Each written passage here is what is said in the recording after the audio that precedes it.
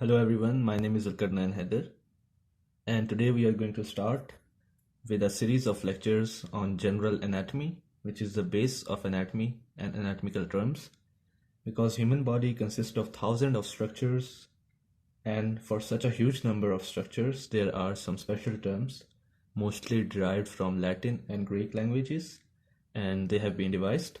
So today we will start with anatomical nomenclature and anatomical position.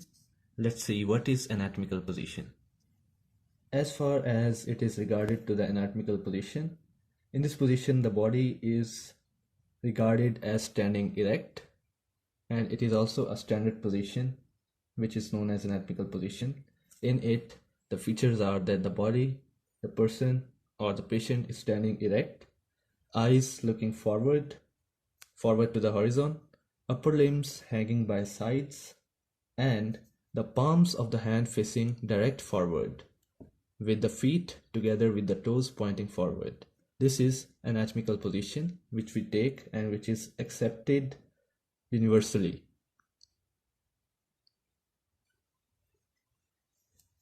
And as far as it is regarded with the dead body or a cadaver, it may be placed on a dissection table, and to describe its anatomy, it is always assumed to be standing erect in the anatomical position. Now we will see the principal three planes of human body to facilitate the description of relations between various structures. We divide the body into three planes. The one is median plane, the other is coronal plane, and there is transverse plane. As you can see, this is the median plane, this is coronal plane, this is transverse plane. A median plane is actually a vertical plane that divides the right side and the left side of the body lengthwise along the midline into externally symmetrical section. In other and common language, we can say that it is the line in the middle of the body which divides the body into right and left equal halves.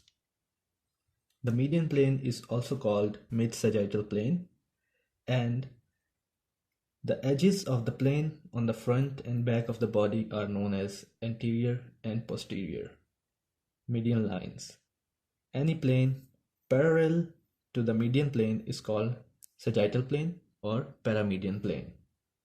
Now if we see the coronal plane, any vertical side-to-side plane at the right angles to the median plane is called coronal plane. The coronal plane is also known as the frontal plane. Now, if we see the transverse plane is the plane in which the body is divided horizontally. In median, it was vertically. In coronal, it was at the right angle to the median plane. For example, if this is the median plane and this is the coronal plane. So, if it is a three-dimensional image, then we can say that the coronal plane crosses the median plane at the level of 90 degrees, which is known as the right angle. And in the transverse plane, we can say that if the body is horizontally divided, it will divide the body into upper and lower sections. By dividing the body into upper and lower sections, we get a transverse plane. Such a plane is at right angle to the mid-sagittal plane, which is also known as the median plane, and the coronal plane. The transverse plane is also known as horizontal plane.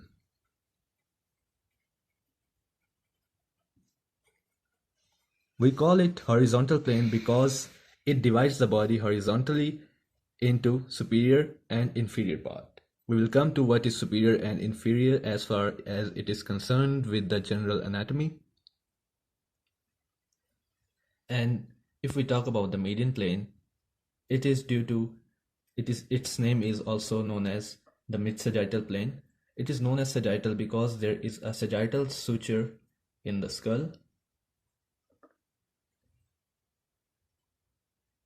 which joins the two parietal bones, and the median plane is in the same position vertical to the sagittal suture. That's why its name is known as mid-sagittal plane. It is all about the planes. In the next lecture, we will talk about the descriptive terms